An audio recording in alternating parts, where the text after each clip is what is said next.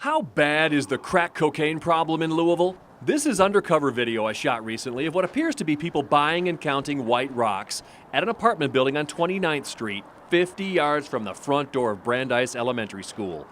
Buyers who get stuck without a way to smoke crack cocaine there can find help conveniently at nearby stores. Hey, can I get a kit too? Okay. Yeah.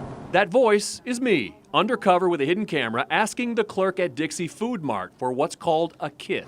A small glass pipe, a copper chore boy scrubber that serves as a filter, and sometimes a lighter included too, all packed in a small brown paper bag. Basically, a crack cocaine smoking kit. Thank you, sir. Thank you. You have a good You too. This kit purchase is made at Dixie and Standard, right across the street from an addiction recovery center, and right in the middle of a zone with high illegal drug arrest numbers running from Dixie Highway to 28th Street. I went out undercover with a coworker to convenience stores in that zone and asked a simple question. Can I get a kit too? A kit? Without requesting the individual items, they're assembled and bagged up right there, like Daily Mart at Dixie and Wilson. $5.55. Can I get a kit? Same story at 26th and Chestnut. Can I get a kit? Dino's Food Mart at 26th and Broadway.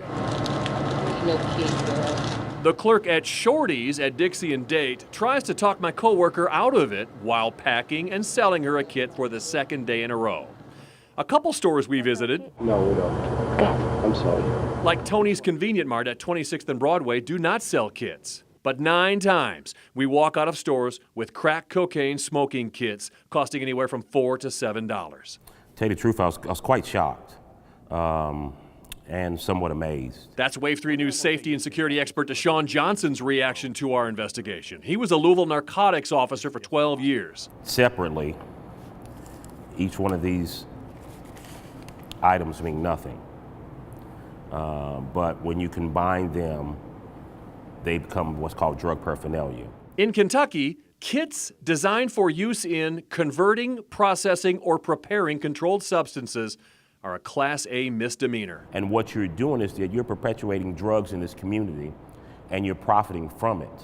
So you're no better than the local drug dealer himself. When we went back to the workers who sold us kits, we encountered denial, then ignorance of their purpose every time. Because we bought them directly from you, ma'am. Do you know what you're selling here? I didn't sell it, so why you coming at me about it? We've got you on video selling these. You don't have me on video selling anything. Yeah, no, we really do. Please leave. Okay, we will. You tell us leave, we'll leave. When someone says, I need a kit, and you pack these things in this bag, This is how we how did you know what to put in the bag? This is how everybody does. It's not just me. No, it's several stores, I know. Yeah, so I mean, I got no clue what is the purpose of it or what they do. I don't smoke. I don't have any idea. How do you know what to put all in here when someone says I need a kit, like we did? I don't know. This is used for crack cocaine. It's to smoke crack cocaine. I figured it could be something like that, but I don't know like anything about it, you know. Do you know what people are using these things for?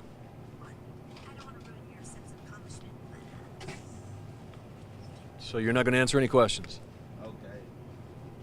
And this is something that should shock the community. This is something from a community standpoint where community leaders should get involved. I was only able to reach one owner who denied selling kits at his store, but didn't call me back when I offered to show him the video. The county attorney's office can't remember ever prosecuting any cases like this.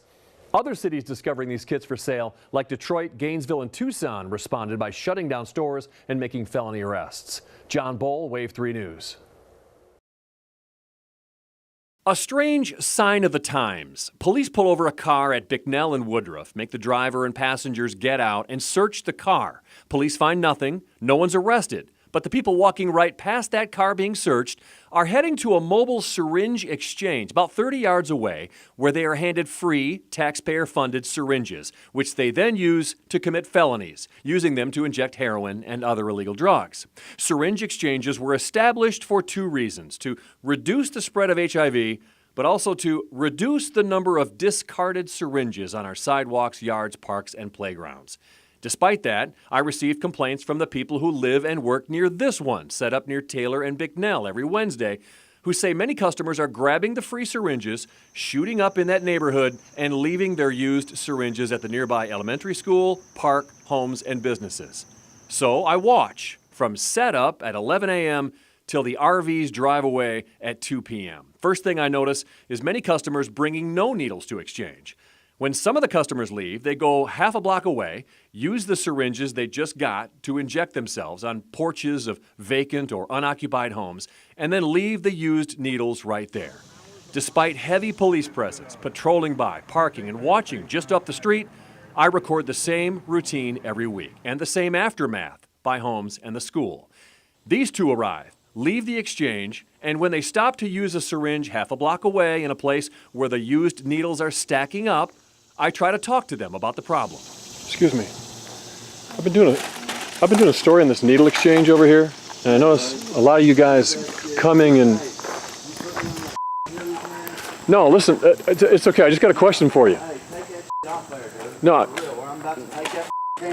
No. At that same spot in the alley off Hazelwood on July 25th, during mobile needle exchange hours, I watched police converge on two people in a vehicle where they found a syringe, then found a pistol in the glove box. One was charged with possession of a controlled substance, the other charged with possession of a firearm by a convicted felon. I follow others who leave the exchange and go straight to nearby Wyandotte Park and appear to start injecting drugs. After they leave, I shoot the syringes left around the park, on picnic tables, railings, in the bathrooms, and on the ground next to benches, all right next to the playground. And a bunch of people came down here and shooting up, and now you see the needles all over the place. Your thoughts on that? I think it's just disrespectful, because there's kids. I mean, seriously, if you're going to do your dirt up here, at least clean up your mess. The Metro Health Department referred our questions about this to the Volunteers of America, which is under contract to run these mobile sites. VOA deferred to Marianne Butler, councilwoman for this district, who does not believe there is a problem. We haven't picked up a needle in several years in this particular neighborhood. That doesn't line up with what we found near homes, the school, and the park. To avoid messes like this, some exchanges in other cities use the one-to-one model, requiring a used needle to get a new one. Yeah, but we're getting almost a one-to-one back. But data provided to us by VOA shows more than a quarter of the syringes given out by the Bicknell Avenue Exchange over the past 3 years were not returned. That's nearly 90,000 needles that didn't come back. There are a lot of people that believe you should bring needles. You should. I mean, that's the whole purpose of this, is to collect the dirties and dispose them properly, but at the same time, treat them with respect, don't judge them, and give them hope that there's treatment out there. And that's the whole intent of a needle exchange. It's public health first. Another thing I noticed during the Wednesday needle exchange, EMS responding to drug overdoses in the same neighborhood. The VOA says that's why they're here. This 40215 zip code has the most overdose deaths, 20 so far this year, with 252 EMS runs on overdose cases. John Bowl, Wave 3 News. The website calls it Eden, hidden safely away from the outside, troubled world nestled beside a bubbling brook. People from all over the world donate money to the best kept secret in animal welfare. That's the issue. The Trixie Foundation Animal Sanctuary is a secret. So Wave 3 News and the Kentucky Center for Investigative Reporting drove 163 miles to Elliott County for an unannounced visit. We pulled up on Canine Chaos. There's dogs over here, there's dogs over here, there's dogs over here. Right now we have 138 dogs and we have about 45, 46 cats. But all we see are about 50 of them, ankle deep in mud, shaking amid temps in the 30s, searching for dry ground, eating grass, lapping up water from mud puddles. Founder Randy Skaggs won't let us see the rest. Why can't you take us in then? Well, because I don't want to. How come? Well, why do I have to?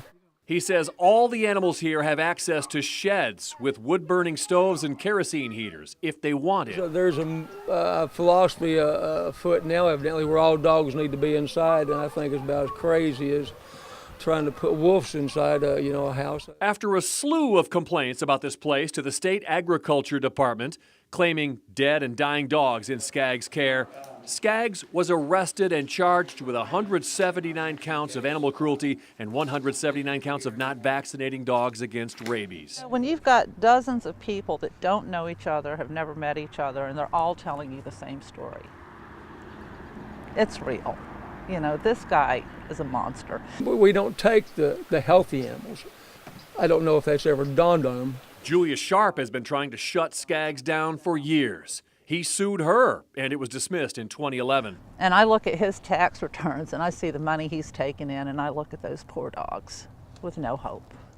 The financial reports Trixie Foundation has to file with the government as a nonprofit show he took in over $100,000 each of the last 3 years, with yearly expenses ranging from $71,000 to $105,000.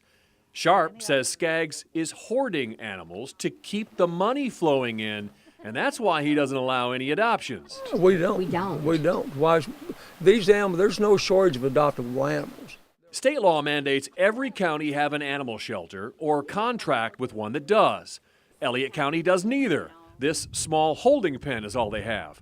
The animal control officer refused to talk to us about that. And in a rare move, the county attorney did not confiscate any of the animals because he said he couldn't find anyone who could take that many animals. Today was happening. It was a total surprise. 2 weeks after we started asking questions about that, the Agriculture Department finally got a warrant to allow an Ohio rescue group to seize 14 dogs and 4 cats from Trixie. That still leaves well over 100 animals on the site and in Skaggs' care. It's not our fault they got old. It's not our fault they got blind. A big question now is what will happen to the donation flow? One woman who had contributed more than $50,000 stopped immediately after her attorney visited the Trixie Foundation. Skaggs' next court hearing is set for May 24th. John Bull, Wave 3 News.